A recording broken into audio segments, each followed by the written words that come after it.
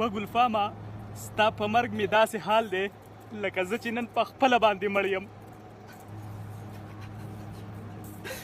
موسی قبر دی خاورو لاندې شو. موسی زما د ټپې ملګری و. مونږ به یو بل د ټپې جوابونه ورکول. دومره جاهلیت زموږ په اقام کې ولې دی یار؟ مختلف په دې میاشت کې که درته زه ویم د موسی یو څو پلانینګ زه وې شاکاره دا به کوو د ټول نړومبی به باجوړ ته ځو د مولانا خانزیب سره به میلاویږو او د نه سرباز سره به کوڅه په کوڅه ګرځو. ارمان یې پاتې شو.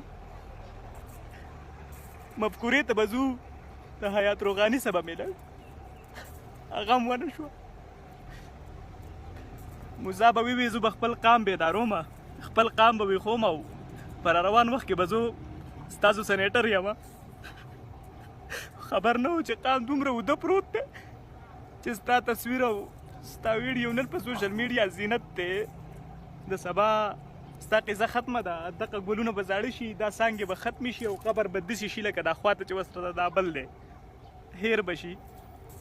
بیا به بل د قام بچی د قام یو بل موسی به همدغه رنګ مري بیا به هغه یېرېږي. او ما ومنله چې په پښتنه ټولنه کې د یوې مسلې تپوس کولو دپاره لازمي ده چې یو مرګ وشي یو سړی مړ شي یو ځوان مړ شي نو بیا د سوشل میډیا زینت وګرځي. خدای دې بیا داسې بل موسی نه مړ کوي.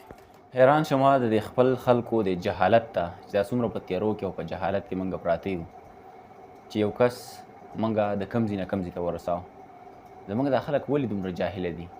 دغه ملګری چې د چا نوم شاهکار دی زموږ د باجوړ سره تعلق ساتي او د موسی ملګری او د موسی د واقعې نه به تاسو خبرې کوم چې ملکن یونیورسټۍ پوهنتون کې سبق ویلو د جرنالیزم په ډپارټمنټ کې او بیا دغه ملګری چې کوم دی نو هغه وفات شو اکسیډنټ یې وشو بیا پېښور حیات آباد میډیکل کمپلیکس کې هغه د قدره کې یو بیډ نه میلاوېدو په آی سی یو کې چې هغې پکې سملولی وی د ټریټمنټ پکې کړی وی او هغه آخر کار هغه خپل ژوند وبیلو.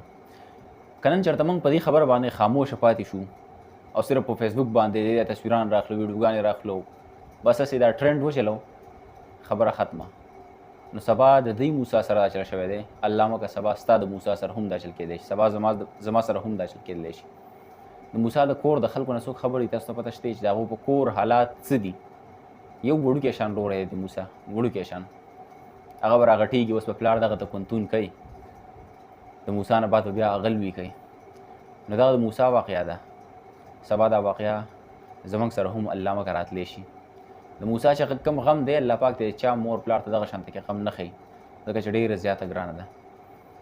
که د موسی په دې اواز باندې موږ خاموشه شو نو څنګه چې د موسی اواز خاموشه پاتې شو داسې به زموږ اواز هم بیا دغه شان خاموش شي او د غوښتنې څوک به هم نه وي.